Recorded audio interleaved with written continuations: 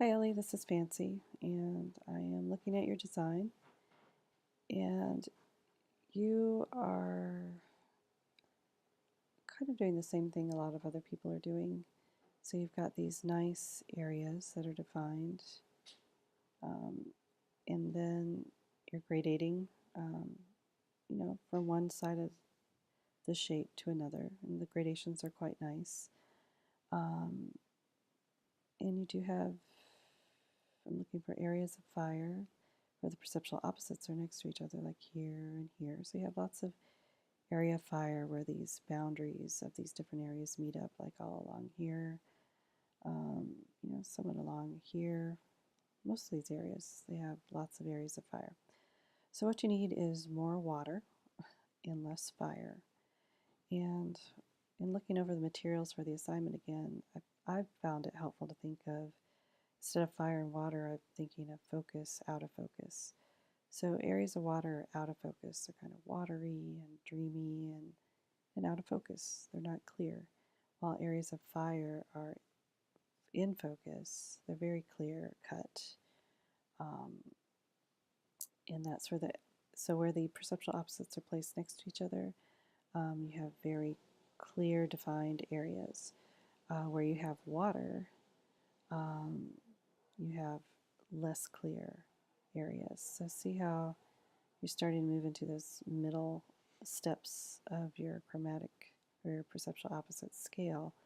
It becomes less defined, um, while areas of fire are well defined.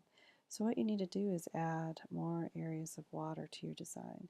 You want the viewer to still be able to, through closure and continuation through continuation in this class, you want the viewer to be able to still understand how these areas are defined.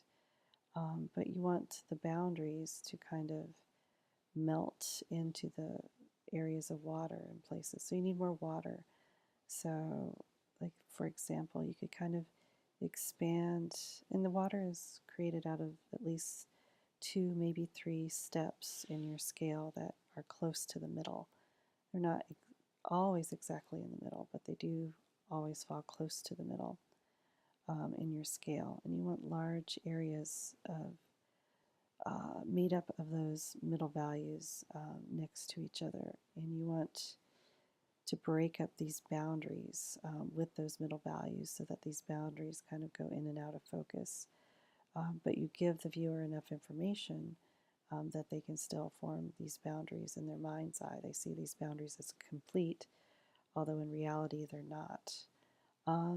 As far as unity, I think it works well overall. We do have this part that's not working. It kind of extends this area here. You don't really see it, an extension of an area anywhere else. So you could build in some more of these extensions so you have more of a feeling of overlapping. These don't feel like they overlap, they feel like they're next to each other. This, however, feels like it's overlapping. This feels like it's overlapping this. So either build in areas that feel like they're more overlapping, like you have here, or change this to where they're next to each other. I kind of like the overlapping. Um, but most importantly, build in more areas of water and make sure you just maintain a few, very few areas of fire. And strategically place those areas of fire to lead your eye around the composition, which will mostly be composed of water. Hope that helps.